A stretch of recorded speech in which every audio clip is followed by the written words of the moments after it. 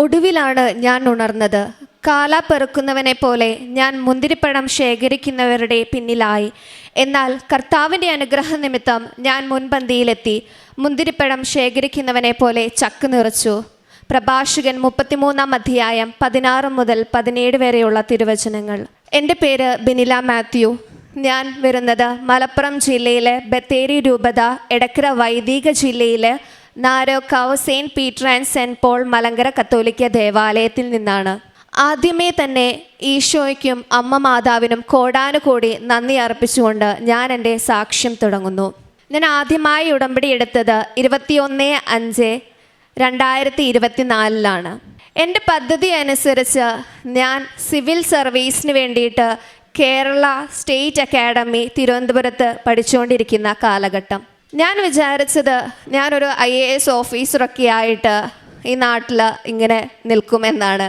പക്ഷേ ദൈവത്തിൻ്റെ പദ്ധതി അനുസരിച്ച് മറ്റൊന്നാണ്.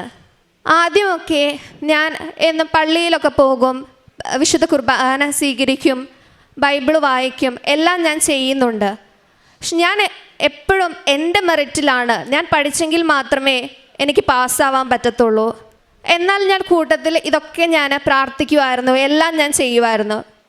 10ലാണെങ്കിലും +2-ലാണെങ്കിലും ഡിഗ്രിക്കാണെങ്കിലും എനിക്ക് നല്ല ഔട്ട്സ്റ്റാൻഡിങ് പെർഫോമൻസ് ഞാൻ കാഴ്ചവെച്ച് എനിക്ക് നല്ല മാർക്കുണ്ടായിരുന്നു. അപ്പം ആ ഒരു കോൺഫിഡൻസ്, എൻ്റെ മെറിറ്റ് അതുണ്ടെങ്കിൽ മാത്രമേ എനിക്ക് ഇതൊക്കെ കിട്ടുള്ളൂ എന്നുള്ള ഒരു വിചാരം തന്നെയായിരുന്നു എനിക്ക്.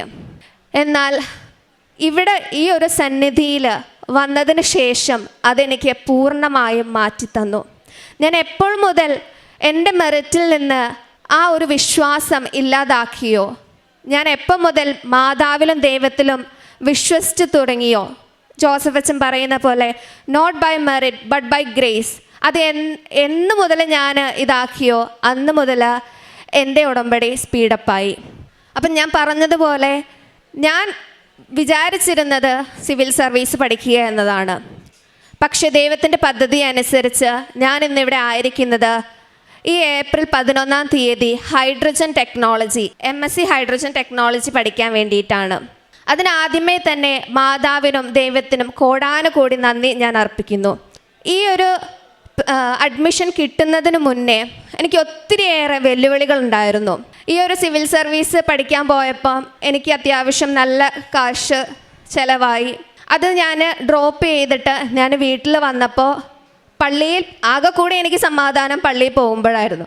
പള്ളിയിൽ ചെല്ലുമ്പോൾ തന്നെ ആൾക്കാരുടെ കുത്തുവാക്കുകൾ കേൾക്കാൻ തുടങ്ങി. ഇതുവരെ ഒന്നും ആയില്ലേ, നീ എന്തിനാ പിന്നെ ഇത് പഠിച്ചേ, നിനക്ക് വല്ല നേഴ്സിംഗ് വല്ലതും പഠിച്ചാൽ പോരായിരുന്നു എന്ന് എല്ലാവരും ചോദിച്ചു. അപ്പോഴും ഞാൻ ഈ ഒരു മാതാവിൽ വിശ്വസിച്ചു, ഞാൻ ദൈവത്തിൽ വിശ്വസിച്ചു. എന്തെങ്കിലും ദൈവം സാക്ഷ്യങ്ങളൊക്കെ കാണുമ്പോൾ എന്തെങ്കിലും ദൈവം എന്നെ ഈ ഒരു അൾത്താരയിൽ കയറി നിന്ന് സാക്ഷ്യം പറയാൻ പറ്റുമെന്ന് എനിക്ക് പൂർണ്ണമായിട്ട് വിശ്വാസമുണ്ടായിരുന്നു. നാട്ടുകാരുടെ കുത്തുവാക്കിൽ, കുടുംബത്തിലുള്ളവരുടെ കുത്തുവാക്കിൽ, പള്ളിയിൽ നിന്നുള്ളവരുടെ കുത്തുവാക്കിൽ, ഇതൊക്കെ നിമിത്തം എനിക്ക് പിന്നെ പള്ളിയിൽ പോകാൻ ഇഷ്ടമില്ലായിരുന്നു. എനിക്ക് പരിശുദ്ധ കുർബാനയ്ക്ക് പോകാൻ ഇഷ്ടമില്ലായിരുന്നു. പക്ഷേ മാതാവിനോടുള്ള വിശ്വാസം അതാണ് എന്നെ ഇന്നിവിടെ ഈ ഒരു അൾത്താരയ്ക്ക് മുന്നിൽ നിർത്തിയത്. എനിക്ക് പബ്ലിക് യൂണിവേഴ്സിറ്റിയിലാണ് ജർമ്മനിയിൽ പഠിക്കാൻ അഡ്മിഷൻ കിട്ടിയത്. ഞാൻ ജർമ്മൻ 4 മൊഡ്യൂള് പാസ്സായി, അതും മാതാവിൻ്റെ കൃപയിൽ. എനിക്ക് 4ാമത്തെ മൊഡ്യൂളായിട്ടുള്ള ജർമ്മൻ പഠിക്കുന്നവർക്കറിയാം, ഈ എക്സാം സ്ലോട്ട് കിട്ടാൻ തന്നെ ഭയങ്കര പാടാണ്. പക്ഷേ എന്നെ ആ ഒരു ടൈം ഗ്യാപ്പ് ഒന്നും എൻ്റെ മാതാവ് അറിയിച്ചിട്ടില്ല. എല്ലാത്തിനും എനിക്ക് മാതാവ് സ്ലോട്ട് തരുന്നുണ്ടായിരുന്നു. ഞാൻ എക്സാം എഴുതുന്നുണ്ട്. പക്ഷേ എനിക്ക് റീഡിങ്ങിന് മാത്രം, അതായത് ലേസിന് മാത്രം എനിക്ക് സ്കോർ കിട്ടുന്നില്ല. അപ്പം ഞാൻ ഇതുപോലെ ലൈറ്റ് ക്യാൻഡിൽ പ്രെയർ റിക്വസ്റ്റ് ഇട്ടു. ഞാൻ പ്രാർത്ഥിച്ചു. ഞാൻ പോയിട്ട് എക്സാം എഴുതി. ബാംഗ്ലൂരിലാണ് ഞാൻ പോയിട്ട് എക്സാം എഴുതിയത്. എനിക്ക് 100-ൽ 91 മാർക്ക് നൽകി മാതാവ് എന്നെ അനുഗ്രഹിച്ചു. അതിനുശേഷം ഞാൻ എൻ്റെ പ്രോസസ്സുകളെല്ലാം തുടങ്ങി. അപ്പോൾ എനിക്കറിയത്തില്ല ഏത് ഏജൻസി എടുക്കണമെന്ന് എനിക്കറിയത്തില്ല. അപ്പം ഞാൻ ഇതിൻ്റെ കൂട്ടത്തിൽ പാരലായിട്ട് ഞാൻ ജർമ്മൻ പഠിപ്പിക്കുന്നുണ്ടായിരുന്നു. അപ്പം അങ്ങനെ ആ ഒരു ഫ്രണ്ട് വഴി ഒരു ഫ്രണ്ടിനെ എനിക്ക് സജസ്റ്റ് ചെയ്ത് തന്നു, ആൽബി ചേട്ടൻ വഴി ഞാൻ എൻ്റെ എല്ലാ പ്രോസസ്സും സ്റ്റാർട്ട് ചെയ്തു. പിന്നെ അങ്ങോട്ടുള്ള എൻ്റെ പ്രോസസ്സിന് ഒരു ഡിലേയും വന്നിട്ടില്ല. എല്ലാ കാര്യങ്ങളും, അതായത് എൻ്റെ APS സർട്ടിഫിക്കറ്റ് ആണെങ്കിലും ബാക്കിയുള്ള അറ്റസ്റ്റേഷൻ ആണെങ്കിലും എല്ലാം ഭയങ്കര സ്പീഡപ്പായിരുന്നു. എവിടെയും എനിക്ക് ലാഗ് തന്നിട്ടില്ല. ഒരു അഡ്മിഷൻ മാതാവിനോട് ചോദിച്ച എനിക്ക് 2 അഡ്മിഷനാണ് മാതാവ് പബ്ലിക് യൂണിവേഴ്സിറ്റിയിൽ തന്നത്. ഒരെണ്ണം കോബർഗ് യൂണിവേഴ്സിറ്റിയിലും മറ്റേത് TH റൊസൻഹൈമിലും. ഇപ്പോൾ ഞാൻ പോകുന്നത് റൊസൻഹൈമിലേക്കാണ്. അതുപോലെ ഈ വിസ പ്രോസസ്സിൻ്റെ സമയത്ത് എനിക്ക് VFSൻ്റെ ഡേറ്റ് ഒന്നും കിട്ടുന്നില്ലായിരുന്നു. 1 മാസത്തോളം എനിക്കിതിന് ലാഗ് വന്നു. അപ്പോൾ എന്നോട് ഞാൻ എങ്ങനെയോ ഒരു വാട്സപ്പ് ഗ്രൂപ്പിനകത്ത് ഞാൻ ആഡായി. അപ്പോൾ അവരെന്നോട് പറഞ്ഞു, ഒരു 50,000 രൂപയൊക്കെ തരുവാണെന്നുണ്ടെങ്കിൽ ഞങ്ങൾ സീറ്റ് എടുത്ത് തരാമെന്ന് പറഞ്ഞു. ഈ ഒരു പ്രോസസ്സ് സ്റ്റാർട്ട് ചെയ്തപ്പോൾ തന്നെ നമുക്ക് പബ്ലിക് യൂണിവേഴ്സിറ്റിയിലാണ് സീറ്റ് കിട്ടിയതെങ്കിലും നമുക്ക് ബ്ലോക്ക്ഡ് അക്കൗണ്ട് കാണിക്കണം, ഷോ മണി കാണിക്കണം. ഒരു 11,153 യൂറോ, അതായത് ഇപ്പോഴത്തെ റേറ്റ് അനുസരിച്ച് 13 ലക്ഷത്തിൻ്റെ മുകളിൽ എനിക്ക് ഷോ മണി കാണിക്കണം. അത് അവിടെ ചെന്ന് വിഡ്രോ ചെയ്യാമെങ്കിലും എന്നെ സംബന്ധിച്ച് ഞാനൊരു മിഡിൽ ക്ലാസ് ഫാമിലിയിൽ നിന്നാണ് വരുന്നത്. അപ്പോൾ അതെനിക്ക് ഭയങ്കര ബുദ്ധിമുട്ടായിരുന്നു.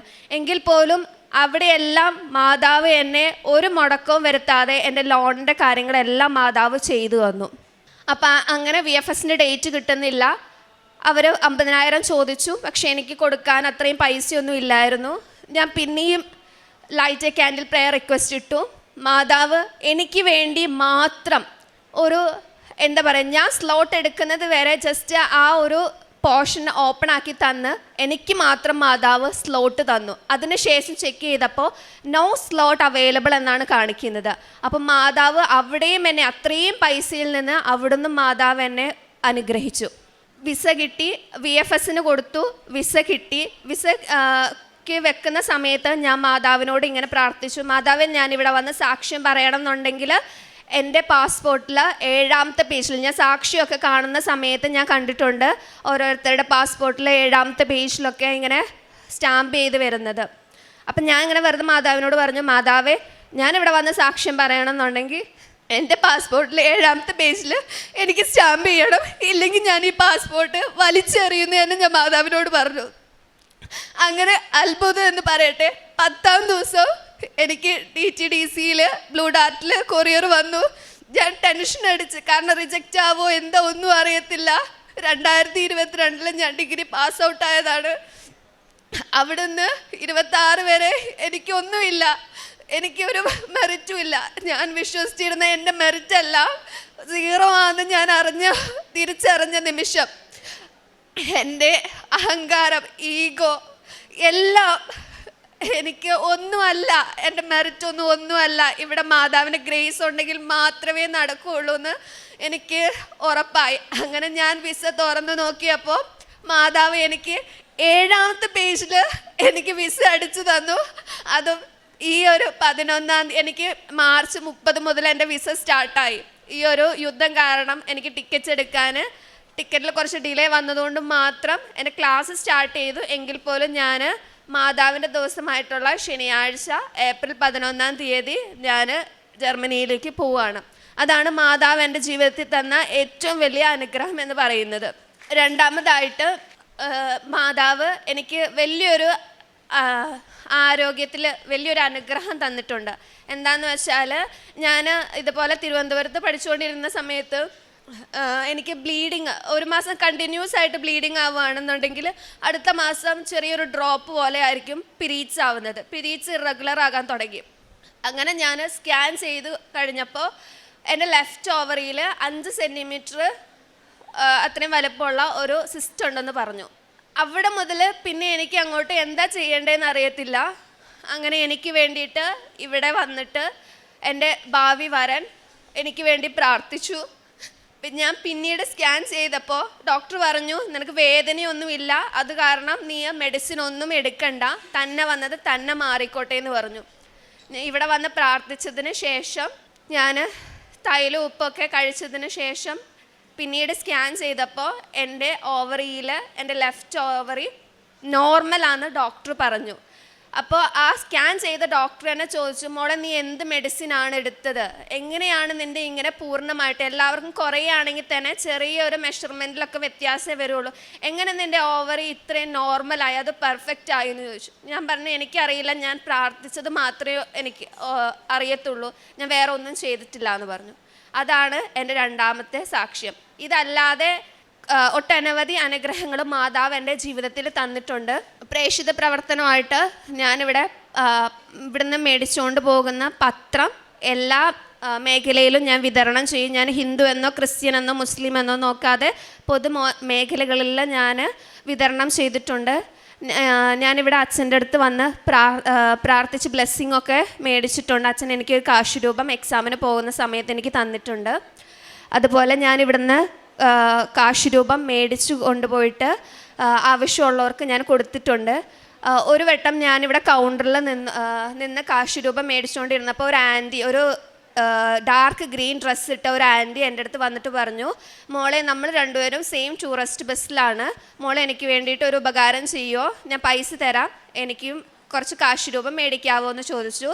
ഞാനത് കേട്ട് ഞാൻ ആൻറ്റീനെ കണ്ടിട്ടില്ല, പക്ഷേ ഞാൻ ഓർത്തു ഓക്കെ എന്നെ കണ്ടിട്ടുണ്ടല്ലോ, നമുക്ക് ബസ്സിൽ നിന്ന് കൊടുക്കാമെന്ന് ഓർത്തു.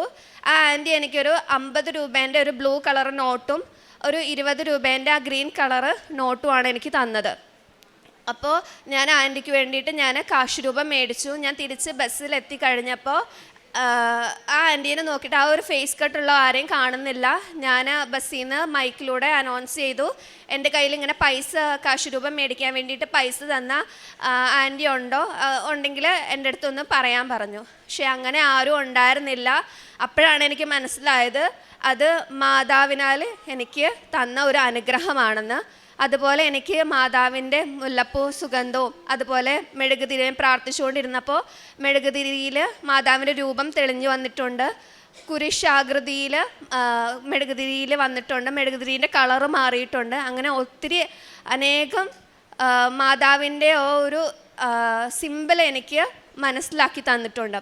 പിന്നെ അതുപോലെ കാരുണ്യ പ്രവൃത്തിയായിട്ട് ഞാൻ ഓൾഡ് ഏജ് ഹോമിൽ, അനാഥാലയങ്ങളിൽ, അതുപോലെ വഴിയിലൊക്കെ വയ്യാതെയൊക്കെ ആയിട്ടിരിക്കുന്ന ആൾക്കാർക്ക് എൻ്റെ വീട്ടിൽ നിന്ന് പൊതിച്ചോറ് കെട്ടി ഞാൻ കൊണ്ടു കൊടുത്തിട്ടുണ്ട്. അവർക്ക് വേണ്ടുന്ന വസ്ത്രങ്ങളാണെങ്കിലും ഒരു വട്ടം ഞാൻ കൊടുത്തപ്പം എൻ്റെ വീട്ടിൽ ഞാൻ ഒരു വട്ടം മാത്രം ഉപയോഗിച്ച് എൻ്റെ എല്ലാ ഡ്രസ്സും ഞാൻ എടുത്തു അവർക്ക് കൊടുത്തു. എനിക്ക് ഉണ്ടായിരുന്ന ഡ്രസ്സ് ആകെ 2 എണ്ണം. എനിക്ക് വേണ്ട, കാരണം എന്നെക്കാളിലും ബുദ്ധിമുട്ടുന്ന ഒത്തിരി പേര് ഉണ്ടെന്ന് എനിക്കറിയാം. അത് കാരണം അതെല്ലാം ഞാൻ അവർക്ക് കൊടുത്തു. പിന്നെ അതുപോലെ വാട്സപ്പിലും ഇൻസ്റ്റഗ്രാമിലൊക്കെ സ്റ്റോറിയും റീലും ഒക്കെ ആയിട്ട് ഇങ്ങനെ പൈസയ്ക്ക് ആവശ്യമുണ്ട് എന്നൊക്കെ പറഞ്ഞ് കിഡ്നി പേഷ്യൻസ്, അതുപോലെ ഹാർട്ടിന് അസുഖമുള്ളവർ, അല്ലെങ്കിൽ എന്തെങ്കിലും ആക്സിഡൻറ്റ് വന്ന് അങ്ങനെയൊക്കെ കാണുമ്പോൾ ഞാനത് സ്ക്രീൻഷോട്ട് എടുത്തിട്ട് എൻ്റെ അക്കൗണ്ടിൽ പൈസ ഉണ്ടെങ്കിൽ ഞാനതൊക്കെ അയച്ചു കൊടുക്കും. ഇല്ലെങ്കിൽ എൻ്റെ കയ്യിലില്ലെങ്കിൽ ഞാനത് മറ്റുള്ളവർക്ക് ഷെയർ ചെയ്ത് കൊടുത്തിട്ട് അവരെ കൊണ്ട് ഞാൻ കൊടുപ്പിക്കാറുണ്ട്. അതുപോലെ ഞാൻ കേൾക്കുന്ന സാക്ഷ്യങ്ങൾ എല്ലാം ഞാൻ കേൾക്കുന്ന സമയത്ത് ഇത് ആർക്കാണോ ഉപകാരത്തിൽ വരുന്നത് അവർക്ക് ഞാൻ ഷെയർ ചെയ്ത് കൊടുക്കാറുണ്ട്. ഞാനിവിടെ 2-3 ഞാനിങ്ങനെ എൻ്റെ അനുഭവങ്ങൾ പറഞ്ഞിട്ട് ഇവിടെ കുറേ പേര് വന്നിട്ട് ഉടമ്പടി എടുത്തിട്ടുണ്ട്. അവർക്കൊക്കെ അനുഗ്രഹങ്ങൾ ലഭിച്ചിട്ടുണ്ട്. ഇത്രയേറെ അനുഗ്രഹം തന്ന മാതാവിനും ഈശോയ്ക്കും കോടാനുകോടി നന്ദി അർപ്പിച്ചുകൊണ്ട് നിർത്തുന്നു. 33-ാം സങ്കീർത്തനം 11-ാം തിരുവചനം. കർത്താവിൻ്റെ പദ്ധതികൾ ശാശ്വതമാണ്, അവിടുത്തെ ചിന്തകൾ തലമുറകളോളം നിലനിൽക്കുന്നു. ബിനീല എന്ന ഈ സഹോദരിയുടെ not by merit but by grace എന്ന മഹത്തായ വലിയ ശ്രേഷ്ഠമായ ഒരു സാക്ഷ്യമാണ് പ്രത്യക്ഷീകരണത്തിൻ്റെ സാക്ഷിയായി ഈ മകൾ ഇവിടെ ഏറ്റുപറഞ്ഞത്. വലിയ അംബീഷനും വളരെയധികം പ്ലാനിങ്ങോടുകൂടി തൻ്റെ കരിയർ ആരംഭിച്ച ഈ മകൾ ദൈവഇഷ്ടത്തിന് കീഴടങ്ങിയതിൻ്റെ ഒരു വലിയ സാക്ഷ്യമാണിത്.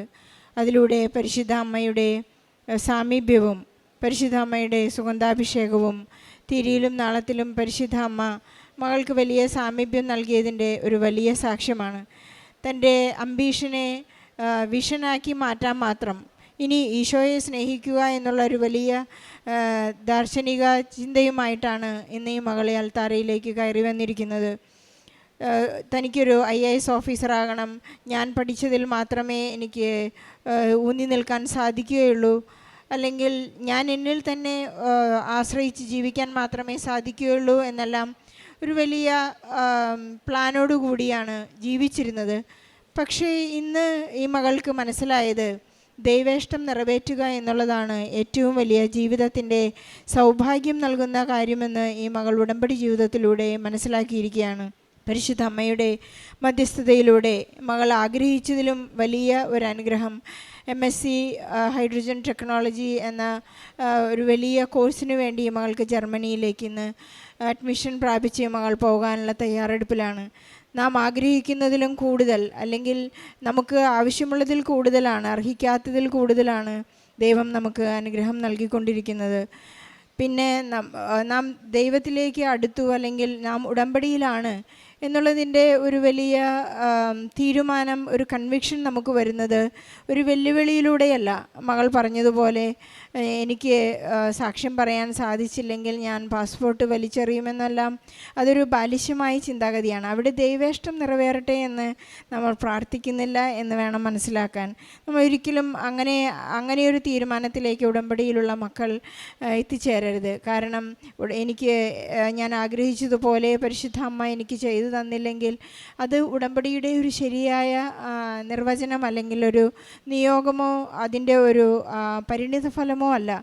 ഈശോയിൽ പരിശുദ്ധ അമ്മ തന്നെ ഈശോയുടെ ദൈവത്തോട് പറഞ്ഞത് അവിടുത്തെ ഇഷ്ടം നിറവേറട്ടെ എന്നാണ്. ഇതാ കർത്താവിൻ്റെ ദാസി, അങ്ങയുടെ വചനം എന്നിൽ നിറവേറട്ടെ, അങ്ങയുടെ വചനം എന്നിൽ നിറവേറട്ടെ എന്ന് പരിശുദ്ധ അമ്മ പറഞ്ഞപ്പോഴാണ് ഏറ്റവും വലിയ കൃപ. പരിശുദ്ധാത്മാവ് നിറഞ്ഞ് ആ യെസ് അമ്മ പറഞ്ഞപ്പോഴാണ് ദൈവപുത്രൻ്റെ അമ്മയാകാനുള്ള സൗഭാഗ്യം.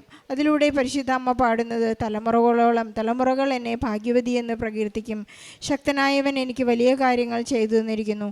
ഇന്ന് ബിനില ഒരു വലിയ ജീവിത കൺവിക്ഷനിലേക്ക്, ബോധ്യത്തിലേക്ക് എത്തി നിൽക്കുകയാണ്. ജനറസ് ആകാനുള്ള, മറ്റുള്ളവർക്ക് എല്ലാം കൊടുക്കുവാനുള്ള ഒരു വലിയ കൃപ, എപ്പോഴും ഈശോയെയും പരിശുദ്ധാമ്മയെയും സ്നേഹിക്കുവാനും വളരെ കൃത്യമായ ആധ്യാത്മിക ജീവിത രീതിയിലൂടെ മുന്നേറുവാനും ഒക്കെയുള്ള വലിയ കൃപ ഇന്ന് ഈ മകൾക്ക് ലഭിച്ചിരിക്കുകയാണ്. അതുപോലെ തന്നെ പ്രാർത്ഥനയിലൂടെ നീങ്ങിക്കൊണ്ടിരിക്കുമ്പോൾ ഓവറിയിലുണ്ടായിരുന്ന തൻ്റെ സിസ്റ്റ് അപ്രത്യക്ഷമായ സ്കാൻ റിപ്പോർട്ട് ഈ മകൾക്ക് ലഭിക്കുകയുണ്ടായി. അങ്ങനെ എല്ലാ കാര്യത്തിനും ഈശോ സൗഖ്യപ്പെടുത്തുകയും ഒരു ആധ്യാത്മികത നിറഞ്ഞ ഒരു നല്ല ജീവിതം മുന്നിലേക്ക് എടുത്തു വയ്ക്കാനുള്ള കൃപയൊക്കെ ഇന്ന് ഈ മകൾക്ക് ലഭിച്ചിരിക്കുകയാണ്.